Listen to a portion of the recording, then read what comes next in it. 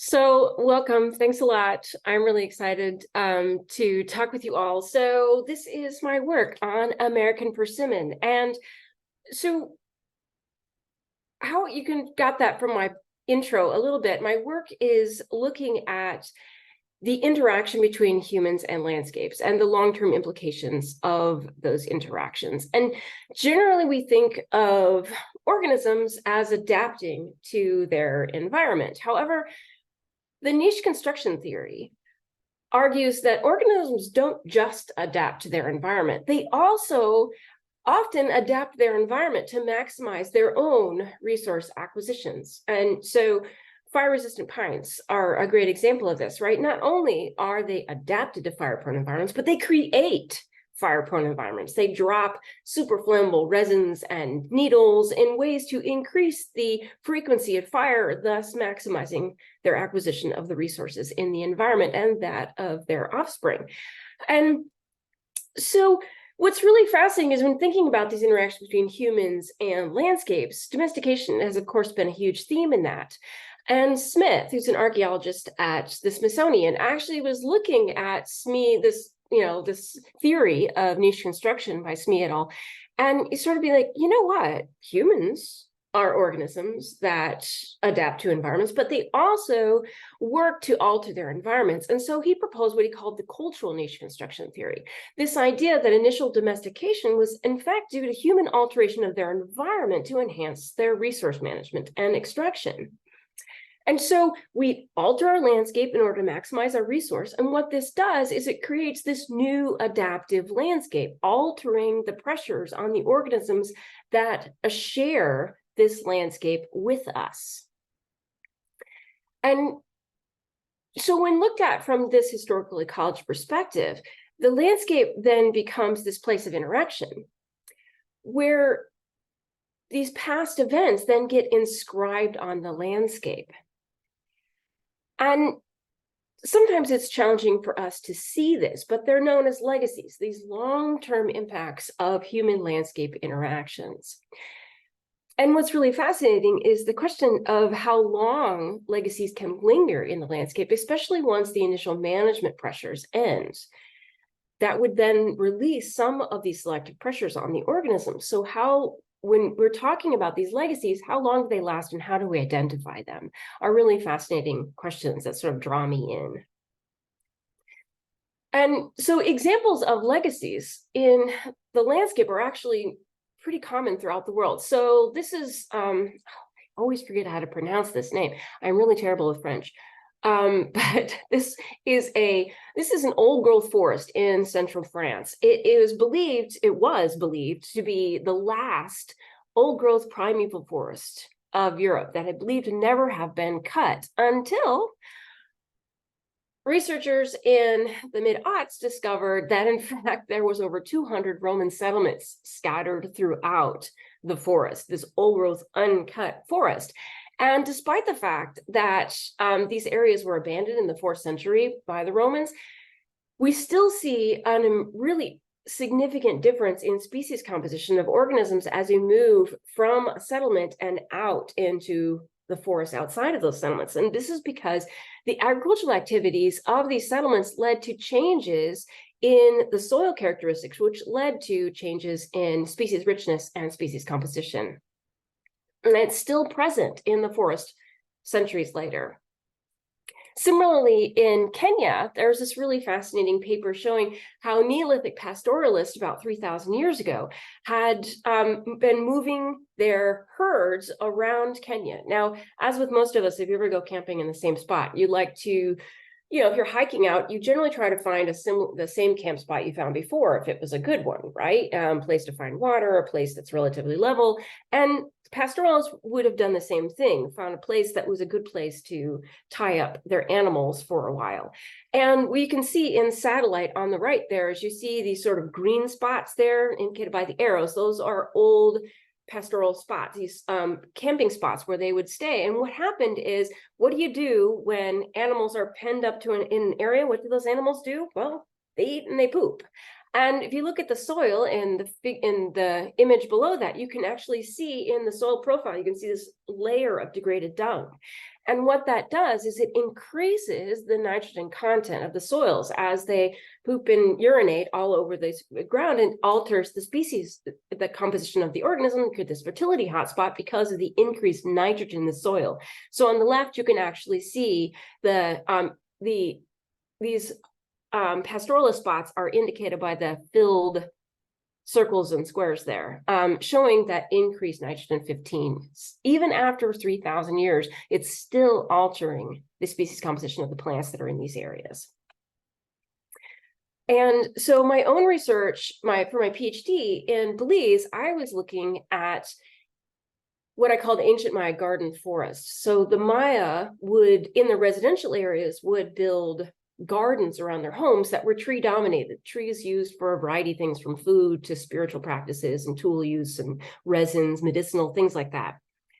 And so there was intensive management of these gardens for the several thousand years that the Maya were in this area. But then the culture collapsed, and they've been gone for about 1,000 years for the most part in these areas. They haven't been, these settlements were abandoned about 1,000 years ago. Despite that, what I did when I went in is I set up plots, 30 plots in areas of high settlement density, which had been identified archaeologically, and then compared that with 30 plots in areas of low to no settlement density. And I found that even though it's been 1,000 years, you can still identify where these residential gardens were at by the species composition. There was little to no difference in the soil chemistry, but the species themselves were actually maintaining their community. And such that you could actually had 8 species, which were known as significant indicators of these forest garden areas. So if you walked into the forest, you found these 8 species growing together, you would have known, even if you didn't have a handy archaeologist around, that you were in an ancient garden forest. So these are examples of how these legacies can linger on the landscape for a really long time.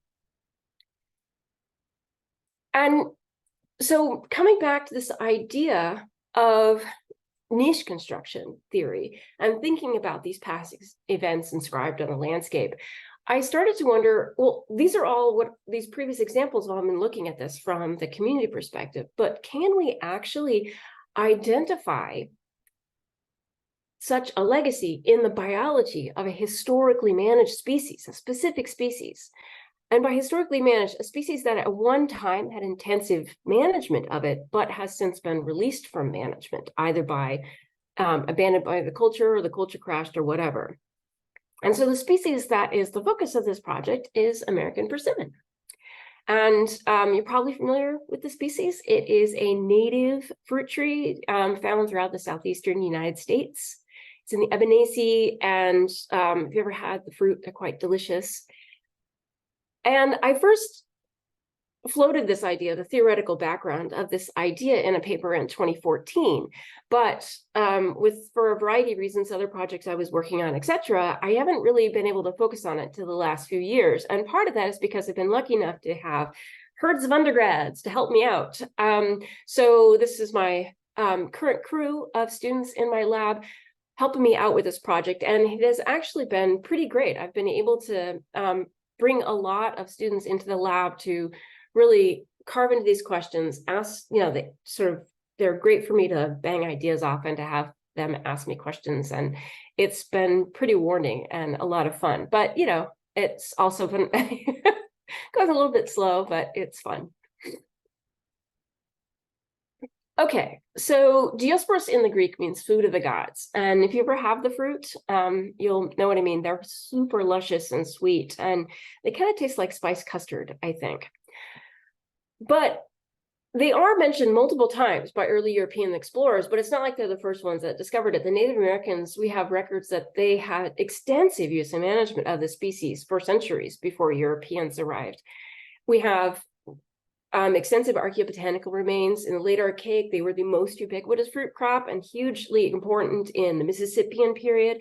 And historical records suggest that there were these remnant forests around fruit trees around abandoned settlements, as well as pre-European orchards in these same areas that included persimmons. So we have this long history of management that could have formed the basis of incipient domestication. But when the Europeans arrived,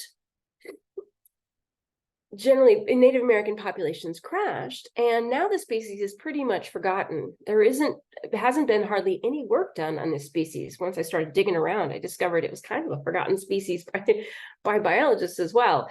And so we don't have much on the florobiology or reproduction of this species. And so it makes it challenging to look at this idea of incipient domestication. But when we talk about domestication, is the classic idea of artificial selection, right? So Darwin initially identified two types of artificial selection. So we have conscious selection with the intentional selection of the breeding individuals. These are easily seen in annual crops like corn, and this really obvious domestication syndrome going from a grass teosinte to what we see now in the fields. Big changes morphologically and physiologically. However, Darwin also mentioned what he called unconscious selection, where we are unintentionally altering the breeding pool by just saving those certain individuals that we prefer and destroying the others. Now, Zohari, in his study of domesticated perennial species, came along and extended this idea of unconscious selection to describe the changes that result indirectly when we transplant individuals into this new niche, the anthropogenic landscape. But what I found really exciting was more recent work done in Mexico specifically, where they were looking at management in situ and all these different management techniques. For example, let standing, where when you clear an area, for example, for grazing, you would let preferred tree species or fruit species stay.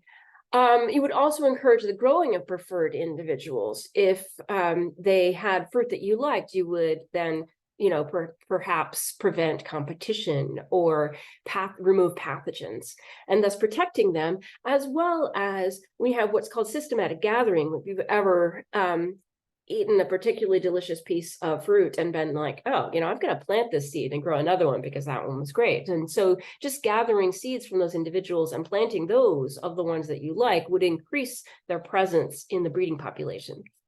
And what's fascinating is all of these different techniques have actually led to what Cassis et al. Defined as incipient domestication.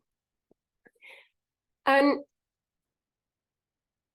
now, the challenge of actually exploring this is pretty significant. And it's added into the fact that not only is Virginiana a rare species, but it also has a rare reproductive system. It is dioecious. It's got separate male and female individuals. And especially for a biotically pollinated species, this can be a challenge because plant-pollinator relationships are very delicate, and the pollinator can be disturbed by even the most subtle changes in the morphology or the physiology of the plant and the flowers. And so stabilizing selection is the theory that pollinators will exert selective pressure to maintain stability or non-variability amongst the flowers to increase the probability that they will be recognizing and moving between the males and females effectively. However, what little is known about Virginiana suggests that it leaks. It is not consistently dioecious, where, for example, you'll have a female which will produce some functional stamens, or you'll have a male which occasionally will produce an ovule. And so this is adding variability to this challenging system. And so, how can we look for incipient domestication? What are the characters we want to find here? And so Clement gave us some clues. They said that incipient domesticates are going to exhibit significant phenotypic variation. And most interestingly, for me, that significant variation in reproductive traits or breeding systems. And so this is where I thought I can take this and run and see if I can go looking for this in American persimmon, in the reproductive biology of American persimmon. Of course, like I said, there isn't a lot of work done on this species. And so when I started to go out and look at these trees in the wild, I realized that I wasn't really sure how to identify what an incipient domesticate would even look like in the field, because how do I recognize it in there? So the first thing I needed to do then was for us to get a handle on what is the morphology. We wanted to quantify what's going on with the flowers and how to identify any variation from the standard. And so my first step that I've been really working on is to quantify floral structure and sex expression in these plants. And so we've been collecting flowers from trees in both Missouri and southeastern Iowa. And we have so far collected and dissected 680 flowers from 36 trees. We've collected about 20 flowers per tree. And we have collected from both wild and from cultivars, because even though this is not a well-known species, there are small groups of sort of what I call persimmon enthusiasts, which is a collection of both academic and non-academic, just people who really are into persimmons. And there are varieties of persimmons that have usually been selected from a wild tree which had preferred traits and then bred. And what we see is a case where the cultivars give us a picture of consistent divergence from dioecious. So we can then look back and compare that to the wild types and see how to find a baseline. So in our floral dissections, we've got 13 measured variables, basic characteristics of the flower. We also have 2 calculated variables, which are designed to look at sex expression modified by the flower size. So female investment is calculated as pistil volume divided by corolla width as a proxy for flower size.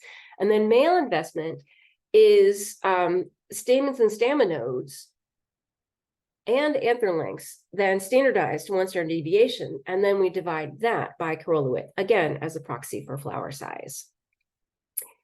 And so the idea, right, is we're trying to get a handle on how much variation, and so we can actually then see what kind of variation we might see amongst those and how to identify it. So what did we find? A lot of variation.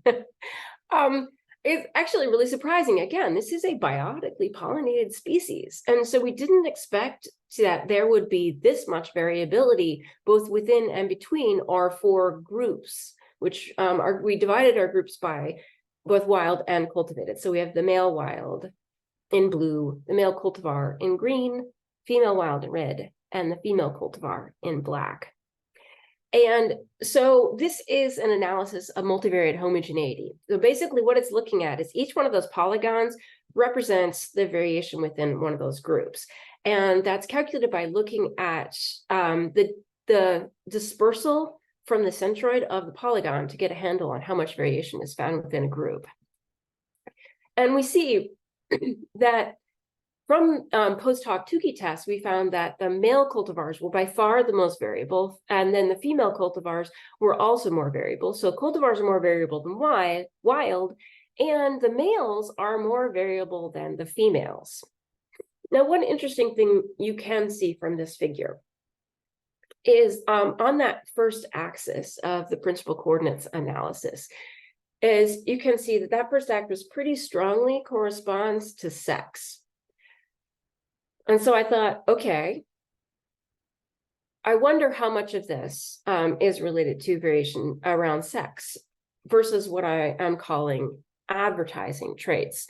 So I decided to look at suites of traits to see if this variation is dependent on these different suites of traits. So the sexual traits are traits that specifically relate to sexual function, versus the advertising traits would be the things that would be attracting or a pollinator, for example. And so when I ran that same analysis again on those 2 different traits, I find that here in just the advertising traits, there is more similarity and overlap amongst the 4 groups in the sense, and now we find that wild are not significantly different between males and females.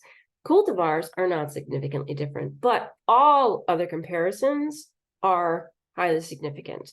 So variation is not equal among the suites of functional traits, because here we see in sex. I mean, this is very fascinating. here we see, first thing we'll notice is that females are highly conservative in terms of sex. And now we see no difference in variation amongst the wild and the cultivar in terms of the females. Males, on the other hand, are significantly different from one another and from all other crosses. And so we can see by far the greatest variability is found amongst the male cultivars. And so, yes, and these sex traits, we're definitely seeing the greatest amount of variability in the sex traits. Nonetheless, there is still a decent amount of variability in advertising, which is kind of surprising. Now, I had a student who wanted to look at this from a different direction, because remember I mentioned that we have 20 flowers per tree. And so he wanted to ask the question of, well, maybe this variability we're seeing is within a tree versus among trees. And so we thought, well, fine, we'll check that out. And here is what we find is on the left axis is coefficient of variation. And we see between the advertising and the sex traits. And within a tree is in blue, and among trees is in red. And we see what the variation is definitely among trees. So that means that we're not seeing this huge amount of variation within a tree. And so that suggests that the possibility that at least some of this variation may be due to some genetic characteristics.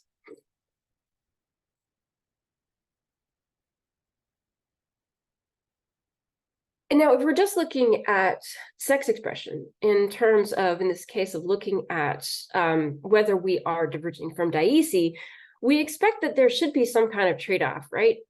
Especially in a dioecious species where you have this investment in if you are male, you are investing in your male flowers. The idea is to put all of your energy into cracking out as much pollen as possible in order to increase your sexual output. And same thing for the females, is to invest in that. So any effort you make as a female in male sexual structures is a loss of energy, you would imagine. So we should see a trade-off. That's the expectation. So I had another student who was looking at this potential question of a trade-off.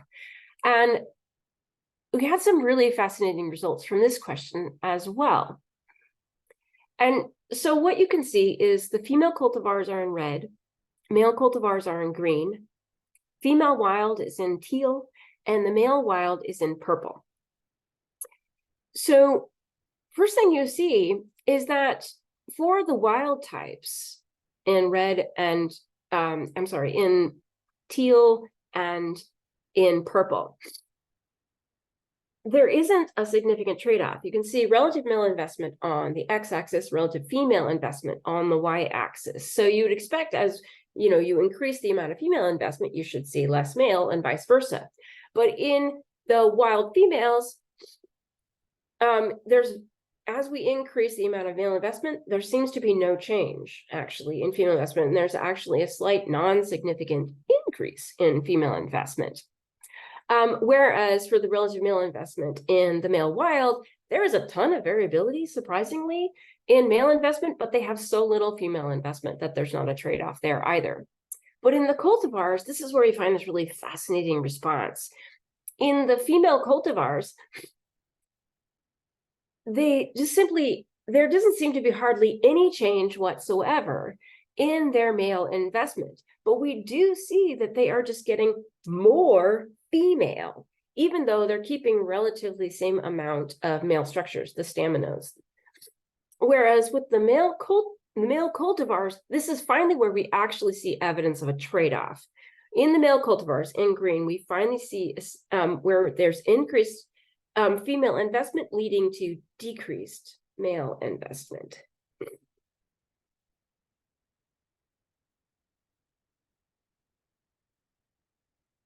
And so you get this really interesting response between the two of them. And so these correlations made us want to look a little bit farther to see about what other characters might be correlated. And so we just did across the board trait correlations of all of our measured variables. And so you can see on this figure, it's just a trait correlation matrix of Pearson pairwise correlations. So anything where it's a positive correlation is in blue, the darker the blue is a stronger correlation, and red are negative correlations. Stronger red, you get stronger correlations. So for example, what you see right in the middle there is that line of red, which indicates the stamens and how they are pretty strongly negatively correlated with a lot of female structures, for example, the width of the ovary or the length of the pistil or the number of ovules. And so you see these really strong trait correlations due to sex. However, what's really fascinating is that a lot of these begin to break down in cultivation, and not always in ways that we would expect. And so it's sort of really curious question about what's going on with these correlations. Is it a breakdown of stabilizing selection? And how would we read this in terms of a potential change toward domestication? And so when looking at these correlations moving together in traits, this is the idea of integration. How integrated is the flower? Is it functioning? Are these traits functioning in suites, or have they been released and they are just basically almost randomly varying? And so when we look at integration, it's an analysis where we can look at variation so lambda is the eigenvalues from the matrix, and integration is then variation amongst those. And so you can see here just two examples where the female wild, the least variable, compared with the male cultivars, the most variable. And so integration is sort of variation we see amongst the eigenvalues that are being expressed. And so if you look at the male cultivar, huge amounts of its variation is actually encapsulated in its first eigenvalue. So this is expressing much more integration than we see in the female wild. And so if we apply that to our data, this is what we actually see. So we see that males are more integrated than the females. And even though there's greater variation in integration amongst the cultivars, it's really hard to tell the difference between the males, the cultivars and the wild type in the males. And it could just be because there's greater variation in males, and thus it's more capable of picking up the integration analysis, is picking up on that greater variation because we have something to work with. So this figure, if anybody really can help me out, I've been sort of struggling with trying to figure out what the heck's going on with this.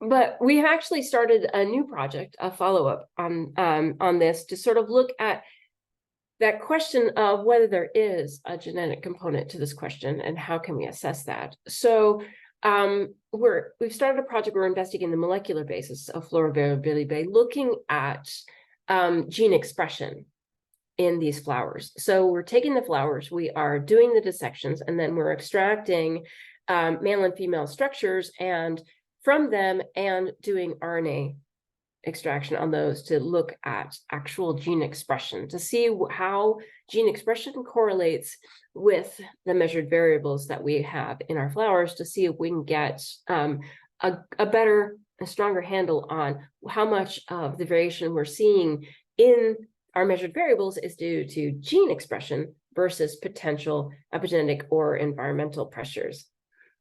So this species there has been a lot of work done on the species in its sex expression, and because it has been shown to have an XY sex system, which amongst plants is, there's several different sexual systems in plants. And in XY system, in this one, they've actually identified a female gene, or which they termed meji, which in Japanese means female. And it's an autosomal gene, which works as a dose-dependent growth inhibitor, and it will actually suppress and sterilize male function.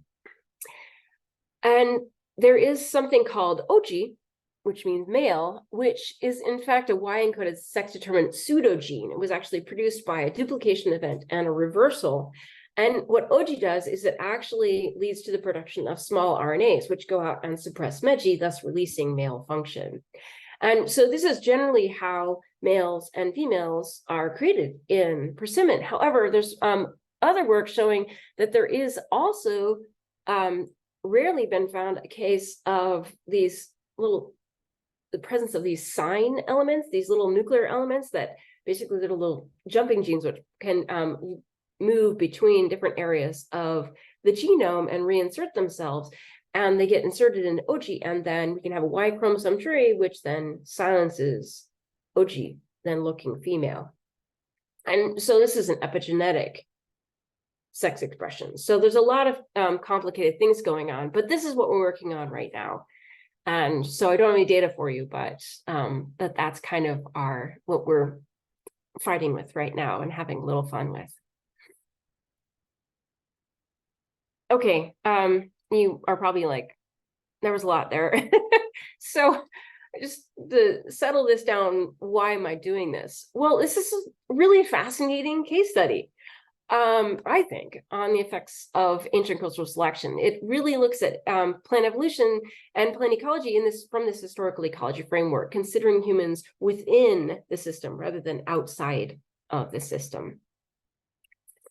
And it really, aside from the domestication component, looks at the lability of dioecious systems. And in long-lived perennials, there is, even though dioecious species are not very common, they are significantly correlated with large fruited species. So for human agriculture and perennial agroforestry, this can be an important character. And so it'd be really important for both conservation as well as the development of crop species, which are locally adapted. And so here are my collaborators. Hank Stevens at Miami University in Ohio has been my main collaborator on this, but the new project is with two colleagues at Duke University, Jerry Hans and Shauna Kaplan, as well as we've recently started working actually with other researchers at Missouri Botanical Garden and elsewhere for some of the genomic work. And then I have, of course, a herd of students that have been essential for this and our funding sources.